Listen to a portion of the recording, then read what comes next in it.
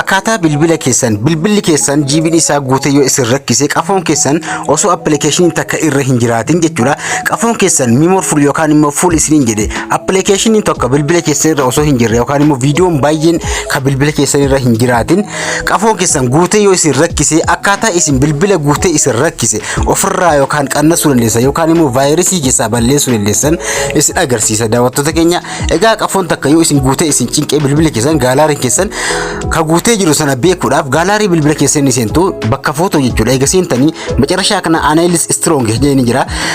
Analysis strong jedhe kana storage jedhe kana application bilbila irraa qabda yookaan video ta'e yookaan audio ta'e yookaan photo ta'e waan guute sana beekuudhaaf bakka kana galtu isin jedha daawwattoota keenya. Egaa yeroo isin bakka kana galtan MB ka jedhu kun makaraanya yookaan immoo giddu galeessa jechuudha megaabaayitii hedduu hin qabanne maa baachuun kun akkasuma daawwattoota keenya haala kanaan yeroo inni isinii baasee asirratti baa jedhe kun megaabaayitii yookaan immoo bakka guddaa ka qabatee jiru jechuudha. Bakka guddaa gaadhaa fi baachuun bakka guddaa qabatee ka jiru jechuudha daawwattoota keenya. Egaa haala kanaan maadhaa fi baachuun immoo bakka giddu galeessa ka qabatee jiru jechuudha daawwattoota keenya. Egaa haala kanaan biyachuun bakka duwwaadhaa duwwaa qabaata kan jirre jechuudha. Egaa daawwattoota keenya haala kanaan application yookaan immoo appii yookaan vaayirasii bilbila keessan keessa jiru yookaan immoo appii bootaa guddaa qabatee jiru beekuudhaaf yookaan bootaa keessan ofirraa qannasuu yookaan immoo bootaa keessan duwwaa hambifachuudhaaf amma fakkeenyaaf kun GB isaadha bakka kanatti GB amma kun 25 ofirraa qaba jechuudha hedduu ofirraa hin qabu jechuudha daawwattoota keenya. Akkasuma gaa kana gadi akka inni isinii qannasu yookaan immoo vaayirasii ofirraa haquu barbaadan application gaalaarii keessan keessaa baatanii appii bootaa guddaa qabatee jiru beekuudhaaf settingii bilbila keessanii seentu. Egaa settingii bilbila keessanii seentu daawwattoota keenya setting irra eega seentanii appii bootaa guddaa qabatee jiru application bilbila keessan irraa bootaa guddaa qabatee jiru beekuudhaaf ola xooftanii apps ka jedhanii barbaaddu raawwalee kana. Egaa ola xooftanii app ka jedhanii barbaaddu kun asirra jira anko app jedhee asirra jira kan keessan bakka biraa jiraachuu danda'a application jedhee argamuu danda'a kan keessan anko app ka jedhe kanarratti okay godha isinillee achirratti okay gootuun isin jira. Egaa haala kanaan eega okay irratti gootanii haala kanaan application bilbila irraa isin qabdan indaalleen asirratti isinii baha yeroo inni isinii bahe application bootaa guddaa qabatee jiru beekuudhaaf fakkeenyaaf asirratti setting ka jedhe jira akkuma application ka jedhe kun mallattoo akka baatanii appiin kun jechuudha. Application kun megaabaayitii yookaan immoo 16 ofirraa qaba appiin kun jechuudha. Appiin kun 16 ofirraa qaba. Appii kanaan hin tuqa fakkeenyaaf appii kana jechuudha bootaa guddaa qabatee hin jiru yookaan immoo giddu galeessa qabatee jira jechuudha. Appii kana tuqetan waan amma isin agarsiisu kana application hundura deemtanii godhattu isin jira. Haala kanaan eega irra heessanii gaa storage ka jedhe jira kun asirra storage ka jedhe kana irra ni tuqtuun isin jira.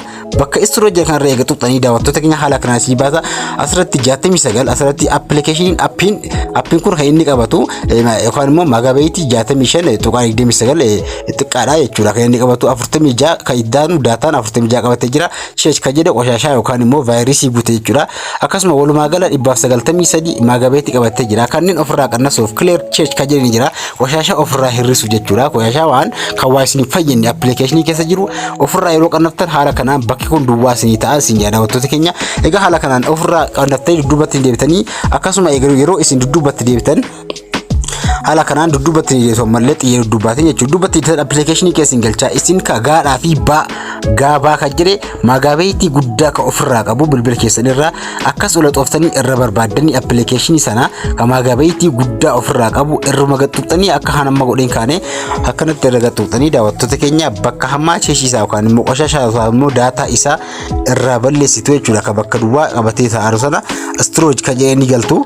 Egaa irra seentanii kaatan storage irra eegaltanii haala kanaan cheech ka jedhe kana harka bitaa ka jiru tuftanii ammallee asirratti clear data ka jedhe tuftanii haala kanaan bakka duwwaa hedduu hambifachuu dandeessu ni jira. Application kana haala kanaan bakka duwwaa hedduu argachuu dandeessu ni jira. Haala kanaan yoo irra haqxan bilbilli keessan kasila guutee jiru irraa qannasuu danda'a yookaan immoo bootaa kiftii yookaan immoo bootaa isinii kennuu danda'a ni jira.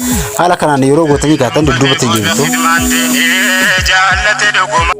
Egaa appii keessaa baatanii ammallee gaalaarii keessanii galtu bootaan sun isin yookaan immoo isin duwwaa isin ta'uu dhiisu yookaan immoo irraa qannasuu isaa gaalaarii keessa galtanii eega ilaaltanii haala kanaan akka silaa irraa gadi qannasee jiraachuu danda'a yookaan immoo bootaa duwwaa argachuu dandeessanii haala kanaan qoshashaa bootaa qabatee jiru ofirraa haquu dandeessu. Haala kanaan yoo bootaa yookaan immoo qafoon keessan guutee sin rakkise haala kanaan ofirraa haqaatii ofirraa qannasaa sin jedhu hundi keessaniyyuu hanga walitti deemnutti nagaa turaa. Barnoonni keenya asirratti dhaabataa gaaffii qabaattan komantii na barreessuu irraa fatina hundi keessanuu hanga walitti deemnutti barnoota lammataatiin nagaa turaa.